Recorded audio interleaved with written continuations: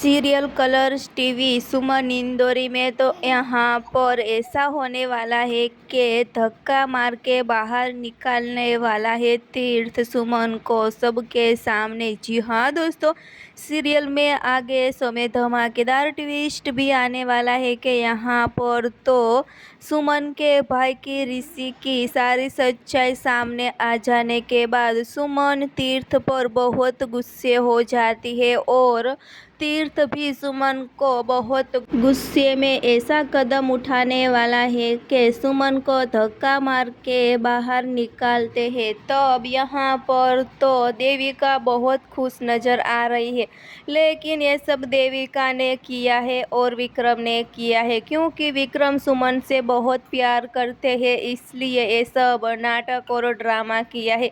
लेकिन यहाँ पर तो सुमन ऐसा होने देने वाली नहीं और तीर्थ को सबके सामने किस करने वाली है। जी हाँ दोस्तों, सीरियल में आगे समय धमाकेदार ट्विस्ट मिलने वाला है। आगे देखने के लिए जुड़े रहिए, सब्सक्राइब और कमेंट करके हमें ज़रूर बताना। फिलहाल ये बस इतना।